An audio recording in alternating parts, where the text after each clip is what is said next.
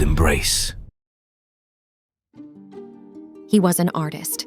Such things as happened to him happen sometimes to artists. He was a German. Such things as happened to him happen sometimes to Germans. He was young, handsome, studious, enthusiastic, metaphysical, reckless, unbelieving, heartless. And being young, handsome, and eloquent, he was beloved. He was an orphan under the guardianship of his dead father's brother, his uncle Wilhelm, in whose house he had brought up from a little child. And she who loved him was his cousin Gertrude, whom he swore he loved in return. Did he love her? Yes, when he first swore it. It soon wore out, this passionate love. How threadbare and wretched a sentiment it became at last in the selfish heart of the student. But in its first golden dawn, when he was only 19 and had just returned from his apprenticeship to a great painter at Antwerp, and they wandered together in the most romantic outskirts of the city at rosy sunset, by holy moonlight or bright and joyous morning, how beautiful a dream. They keep it a secret from Wilhelm, as he has the father's ambition of a wealthy suitor for his only child, a cold and dreary vision beside the lover's dream. So they are betrothed, and standing side by side, when the dying sun and the pale rising moon divide the heavens, he puts the betrothal ring upon her finger, the white and tapper finger, whose slender shape he knows so well. This ring is a peculiar one, a massive golden serpent, its tail in its mouth, the symbol of eternity. It had been his mother's, and he would know it amongst 1,000. If he were to become blind tomorrow, he could select it from amongst 1,000 by the touch alone.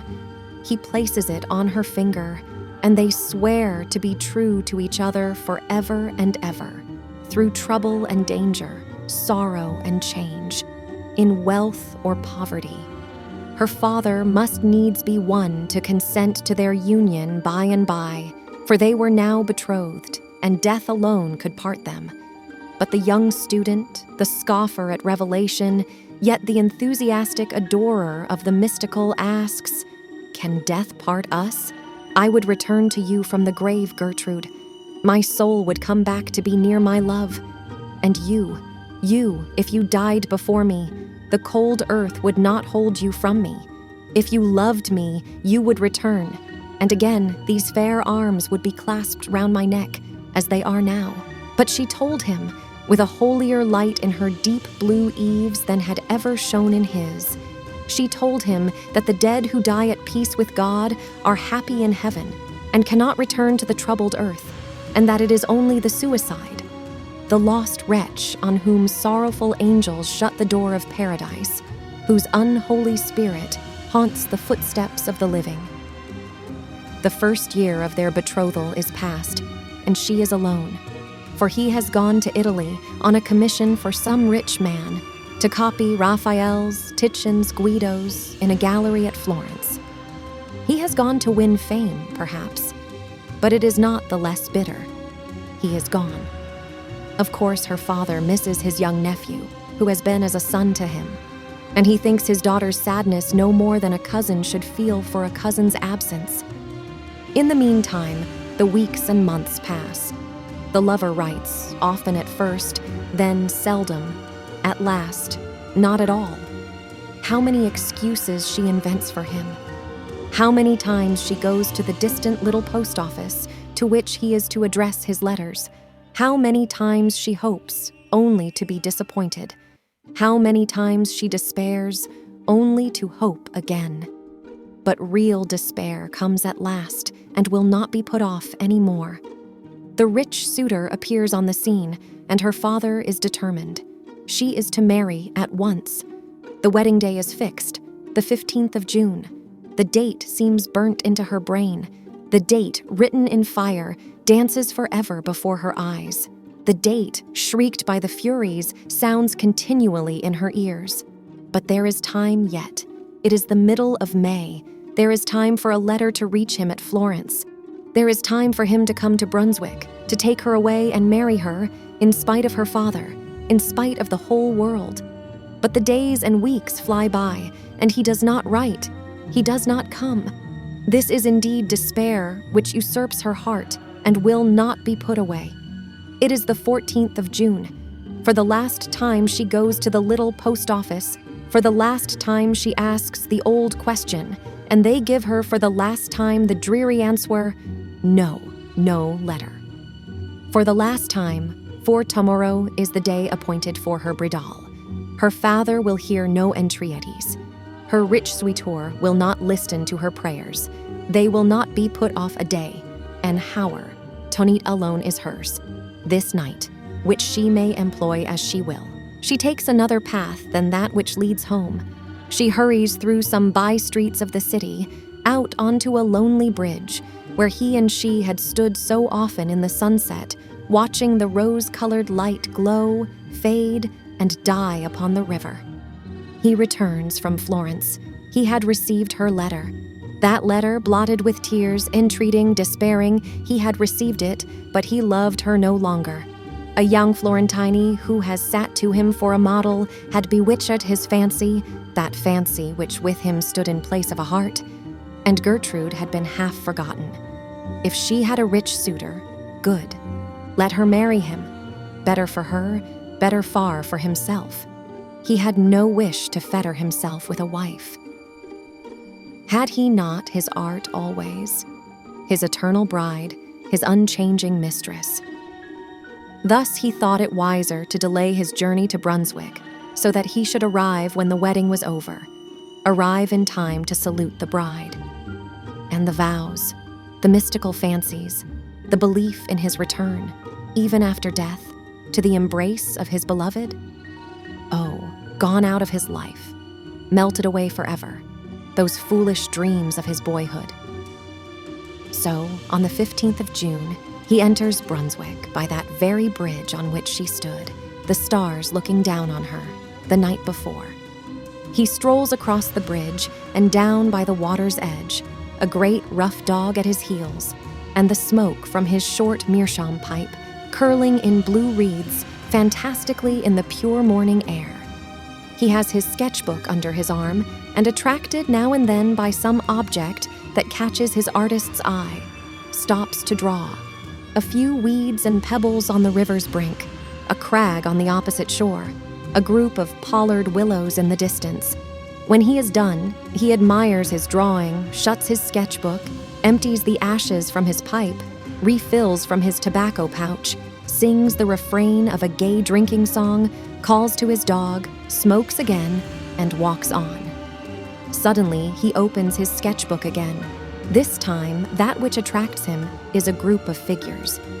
But what is it? It is not a funeral, for there are no mourners. It is not a funeral, but a corpse lying on a rough bier, covered with an old sail, carried between two bearers. It is not a funeral, for the bearers are fishermen in their everyday garb. About 100 yards from him, they rest their burden on a bank. One stands at the head of the bier, the other throws himself down at the foot of it, and thus they form a perfect group. He walks back 2 or 3 paces, selects his point of sight, and begins to sketch a hurried outline. He has finished it before they move. He hears their voices, though he cannot hear their words, and wonders what they can be talking of. Presently, he walks on and joins them. "You have a corpse there, my friends?" he says. "Yes, a corpse washed ashore an hour ago." "Drowned?" "Yes, drowned. A young girl, very handsome." "Suicides are always handsome," says the painter, and then he stands for a little while, idly smoking and meditating, looking at the sharp outline of the corpse and the stiff folds of the rough canvas covering. Life is such a golden holiday for him, young, ambitious, clever, that it seems as though sorrow and death could have no part in his destiny. At last he says that, as this poor suicide is so handsome, he should like to make a sketch of her. He gives the fishermen some money, and they offer to remove the sailcloth that covers her features. No, he will do it himself. He lifts the rough, coarse, wet canvas from her face. What face? The face that shone on the dreams of his foolish boyhood, the face which once was the light of his uncle's home, his cousin Gertrude, his betrothed. He sees as in one glance, while he draws one breath, the rigid features, the marble arms, the hands crossed on the cold bosom, and, on the third finger of the left hand, the ring which had been his mother's, the golden serpent, the ring which, if he were to become blind, he could select from 1,000 others by the touch alone. But he is a genius and a metaphysician. Grief, true grief, is not for such as he. His first thought is flight.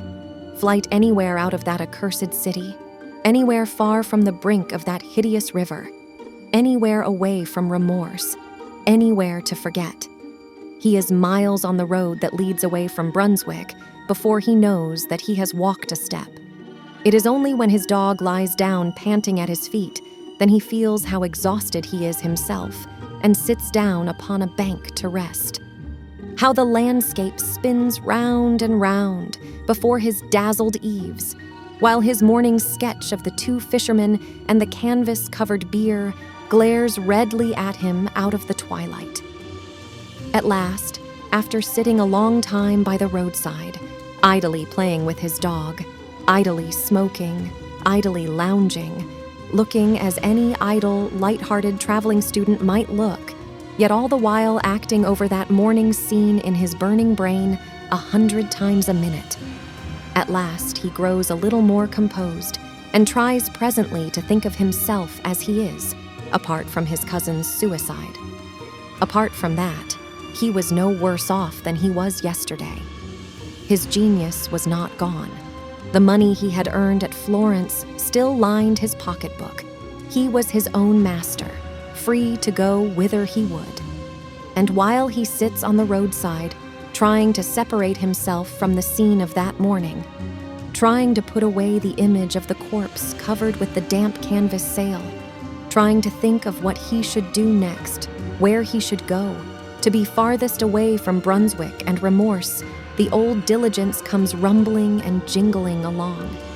He remembers it. It goes from Brunswick to Aix-la-Chapelle. He whistles to his dog, shouts to the postilion to stop, and springs into the coupé. During the whole evening, through the long night, though he does not once close his eyes, he never speaks a word. But when morning dawns, and the other passengers awake and begin to talk to each other, he joins in the conversation. He tells them that he is an artist, that he is going to Cologne and to Antwerp to copy Rubens's, and the great picture by Quentin Matsys in the museum. He remembered afterwards that he talked and laughed boisterously, and that when he was talking and laughing loudest, a passenger, older and graver than the rest, opened the window near him and told him to put his head out. He remembered the fresh air blowing in his face, the singing of the birds in his ears, and the flat fields and roadside reeling before his eyes. He remembered this, and then falling in a lifeless heap on the floor of the diligence. It is a fever that keeps him for 6 long weeks on a bed at a hotel in Aix-la-Chapelle. He gets well, and, accompanied by his dog, starts on foot for Cologne. By this time, he is his former self once more. Again, the blue smoke from his short meerschaum curls upwards in the morning air. Again, he sings some old university drinking song, again stops here and there, meditating and sketching. He is happy and has forgotten his cousin, and so on to Cologne. It is by the great cathedral he is standing, with his dog at his side. It is night. The bells have just chimed the hour, and the clocks are striking 11. The moonlight shines full upon the magnificent pile, over which the artist's eye wanders, absorbed in the beauty of form. He is not thinking of his drowned cousin, for he has forgotten her and is happy. Suddenly something from behind him, puts 2 cold arms round his neck and clasps its hands on his breast. And yet there is no one behind him, for on the flags bathed in the broad moonlight, there are only 2 shadows, his own and his dog's. He turns quickly round. There is no one, nothing to be seen in the broad square but himself and his dog. And though he feels, he cannot see the cold arms clasped round his neck. It is not ghostly, this embrace, for it is palpable to the touch. It cannot be real, for it is invisible. He tries to throw off the cold caress. He clasps the hands in his own to tear them asunder and to cast them off his neck. He can feel the long, delicate fingers cold and wet beneath his touch. And on the third finger of the left hand, he can feel the ring which was his mother's, the golden serpent, the ring which he has always said he would know among 1,000 by the touch alone. He knows it now. His dead cousin's cold arms are round his neck. His dead cousin's wet hands are clasped upon his breast.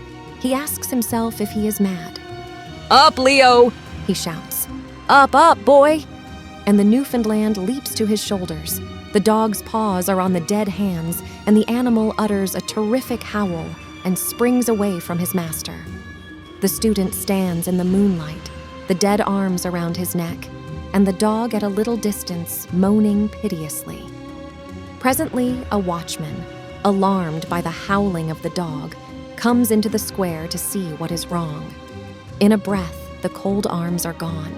He takes the watchman home to the hotel with him and gives him money. In his gratitude, he could have given that man half his little fortune. Will it ever come to him again, this embrace of the dead? He tries never to be alone. He makes 100 acquaintances and shares the chamber of another student. He starts up if he is left by himself in the public room at the inn where he is staying and runs into the street. People notice his strange actions and begin to think that he is mad, but, in spite of all, he is alone once more. For one night, the public room being empty for a moment, when on some idle pretense he strolls into the street is empty too, and for the second time he feels the cold arms round his neck, and for the second time, when he calls his dog, the animal slinks away from him with a piteous howl. After this, he leaves Cologne, still traveling on foot, of necessity now, for his money is getting low. He joins traveling hawkers, he walks side by side with laborers, he talks to every foot passenger he falls in with, and tries from morning till night to get company on the road. At night, he sleeps by the fire in the kitchen of the inn, at which he stops. But do what he will, he is often alone, and it is now a common thing for him to feel the cold arms around his neck. Many months have passed since his cousin's death. Autumn, winter, early spring. His money is nearly gone. His health is utterly broken. He is the shadow of his former self, and he is getting near to Paris. He will reach that city at the time of the carnival. To this he looks forward. In Paris, in carnival time, he need never, surely, be alone, never feel that deadly caress. He may even recover his lost gaiety, his lost health, once more resume his profession, once more earn fame and money by his art. How hard he tries to get over the distance that divides him from Paris, while day by day he grows weaker and his steps slower and more heavy. But there is an end at last. The long, dreary roads are past. This is Paris, which he enters for the first time. Paris, of which he has dreamed so much. Paris, whose million voices are to exorcise his phantom. To him, tonight, Paris seems one vast chaos of lights, music, and confusion. Lights which dance before his eyes and will not be still. Music that rings in his ears and deafens him. Confusion which makes his head whirl round and round. But, in spite of all, he finds the opera house, where there is a masked ball. He has enough money left to buy a ticket of admission and to hire a domino to throw over his shabby dress. It seems only a moment after his entering the gates of Paris that he is in the very midst of all the wild gaiety of the opera house ball. No more darkness, no more loneliness, but a mad crowd shouting and dancing and a lovely débardeuze hanging on his arm. The boisterous gaiety he feels surely is his old light-heartedness come back. He hears the people round him talking of the outrageous conduct of some drunken student, and it is to him they point when they say this to him, who has not moistened his lips since yesterday at noon, for even now he will not drink. Though his lips are parched and his throat burning, he cannot drink. His voice is thick and hoarse, and his utterance indistinct. But still, this must be his old lightheartedness come back that makes him so wildly gay. The little Debardeuse is wearied out. Her arm rests on his shoulder, heavier than lead. The other dancers, one by one, drop off. The lights in the chandeliers, one by one, die out. The decorations look pale and shadowy in that dim light, which is neither night nor day. A faint glimmer from the dying lamps, a pale streak of cold gray light from the newborn day, creeping in through half-opened shutters. And by this light, the bright-eyed Debardeuse fades sadly. He looks her in the face. How the brightness of her eyes dies out. Again he looks her in the face. How white that face has grown. Again, and now it is the shadow of a face alone that looks in his. Again, and they are gone. The bright eyes, the face, the shadow of the face. He is alone, alone in that vast saloon. Alone, and in the terrible silence, he hears the echoes of his own footsteps in that dismal dance which has no music. No music but the beating of his breast. For the cold arms are round his neck. They whirl him round. They will not be flung off or cast away. He can no more escape from their icy grasp than he can escape from death. He looks behind him. There is nothing but himself in the great empty salle. But he can feel, cold, death-like, but oh, how palpable, the long, slender fingers and the ring which was his mother's. He tries to shout, but he has no power in his burning throat. The silence of the place is only broken by the echoes of his own footsteps in the dance from which he cannot extricate himself. Who says he has no partner? The cold hands are clasped on his breast, and now he does not shun their caress. No. One more polka, if he drops down dead. The lights are all out, and, half an hour after, the gendarmes come in with a lantern to see that the house is empty. They are followed by a great dog that they have found seated howling on the steps of the theater. Near the principal entrance, they stumble over the body of a student who has died from want of food, exhaustion, and the breaking of a blood vessel.